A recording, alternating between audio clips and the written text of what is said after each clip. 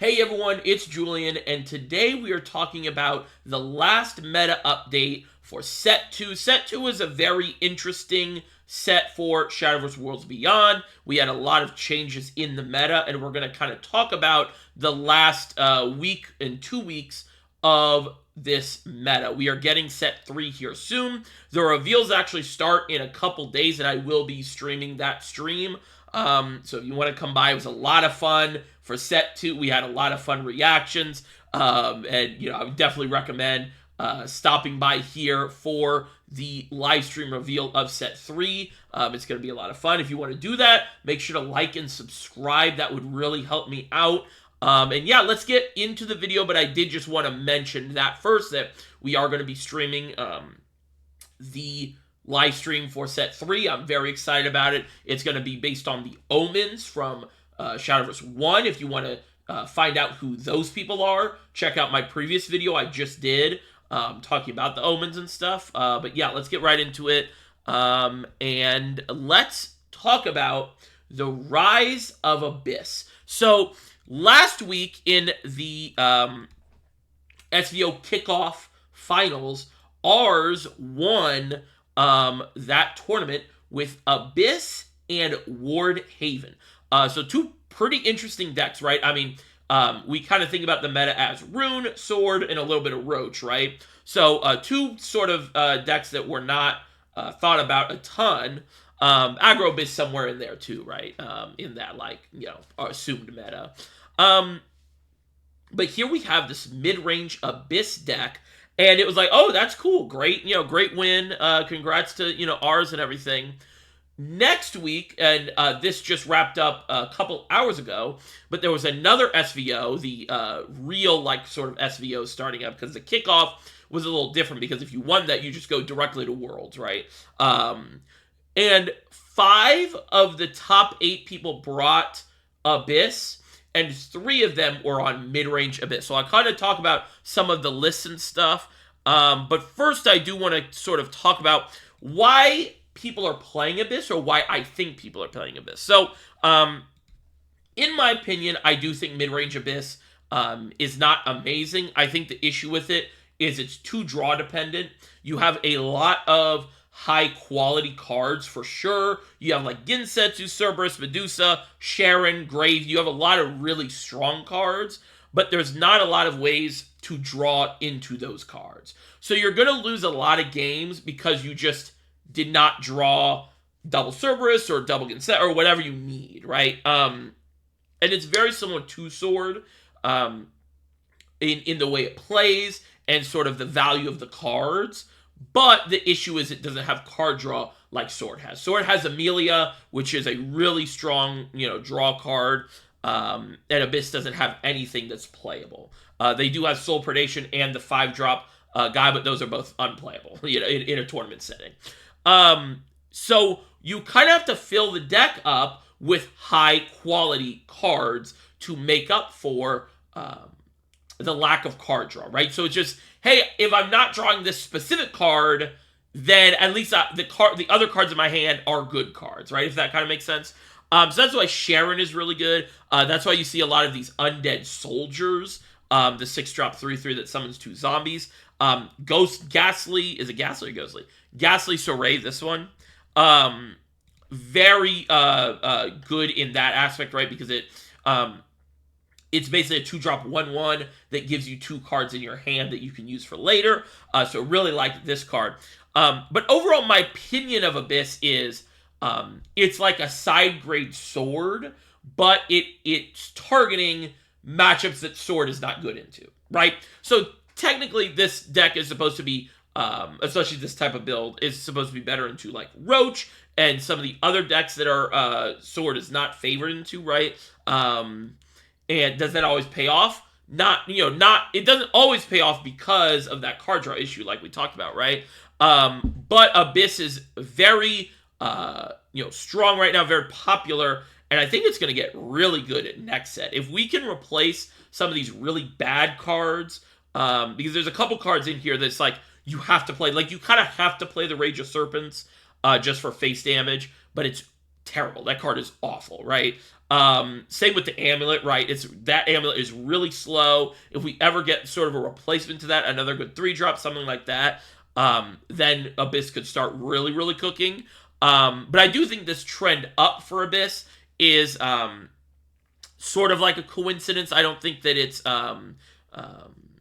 says anything necessarily about the deck, especially, and this is a big point, and I'm going to be making a video specifically about this soon, but especially when we are in the format we're in, where it's 2-deck best of 1.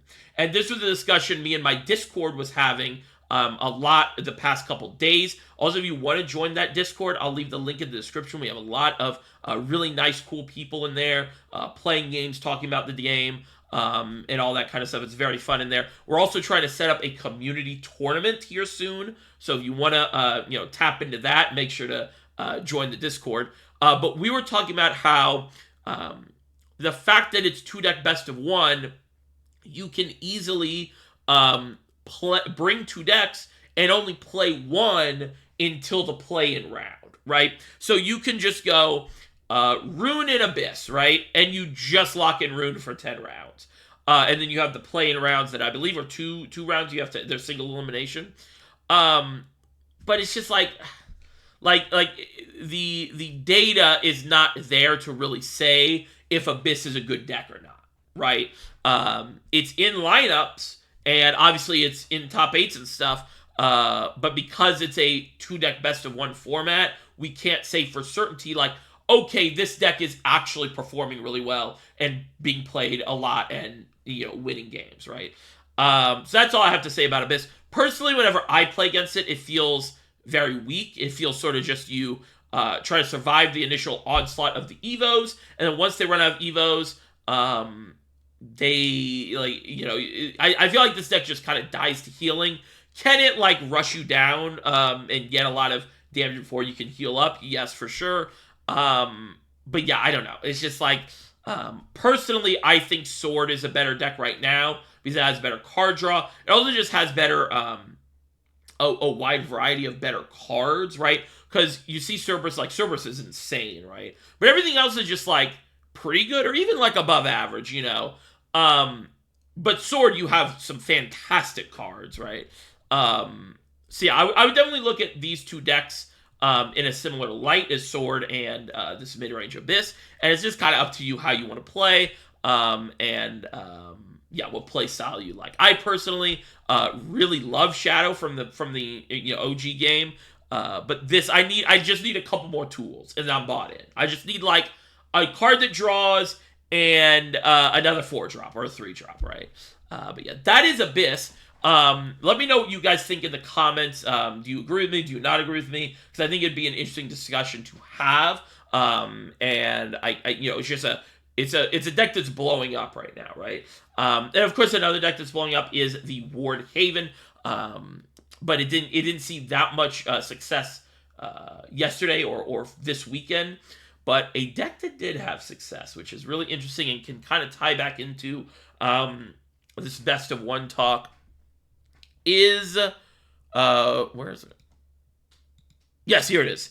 The Dragon deck. So Tempest won this SVO literally a couple hours ago.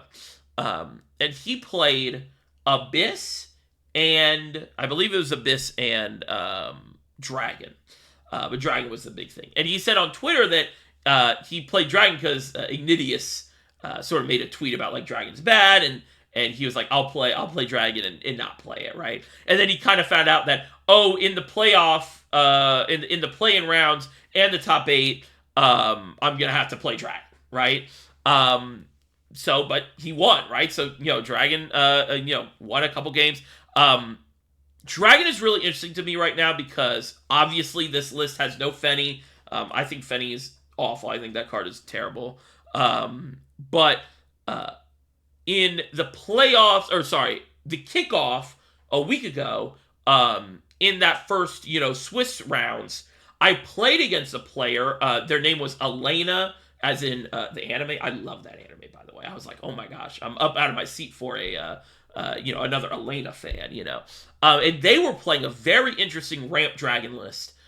Similar to this, but they were playing the card that I was like, whoa, this is sick, is the sword that you can equip onto people for 1 cost. The 1 cost amulet. They give 7+1/+1, and then when it dies, you get it back.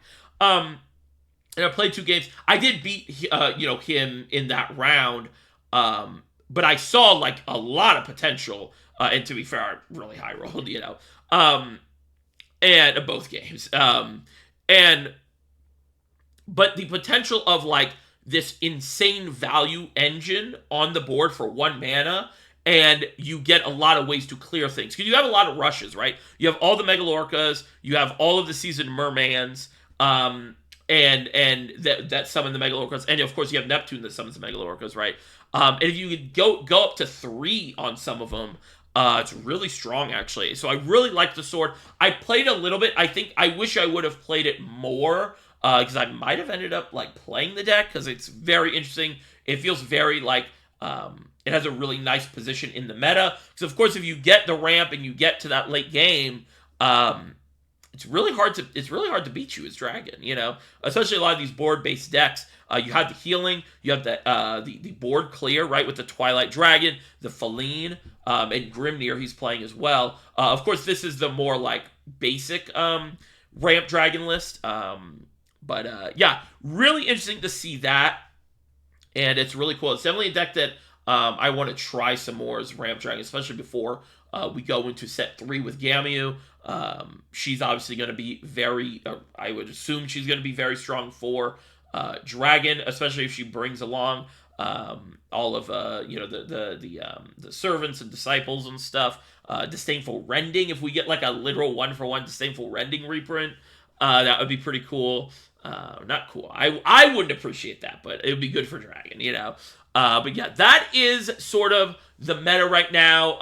Other than that, it's very similar. Like Rune's still really good, Sword's still really good, but definitely Abyss is coming up, and Dragon had a really interesting showing today. And I kind of just wanted to talk about it. So let me know your guys' thought on the meta right now. I try to do these videos not giving you guys like tier list and here's what's good, here's what's bad, or whatever. This is just sort of a very like focused in here's what changed in the past week meta-wise, right? Because we are nearing the end of this meta, and Shadowverse metas don't tend to change much. That's kind of why I like this set meta a lot, actually, is it feels like it changed a lot, and 5 of the 7 classes were tournament viable, which is very rare for a Shadowverse meta, right? The only 2 classes that weren't really tournament viable was Portal and Dragon, and Freaking Dragon just won, right? Not that that's everything, obviously it's a very sacky, card game we play here, but that's why the data and the results are so interesting and important, is because we really get, okay, these specific decks are winning a lot versus these specific decks and stuff like that, right? But yeah, thank you guys for watching. I really appreciate it. Next video will most likely be my thoughts on Best of 1 and all the format and everything, because that is sort of starting to become a big topic of discussion in the competitive community. And if you want to share my thoughts about it, make sure you subscribe. Liking this video would really help. And I'll talk to you guys later. Bye-bye.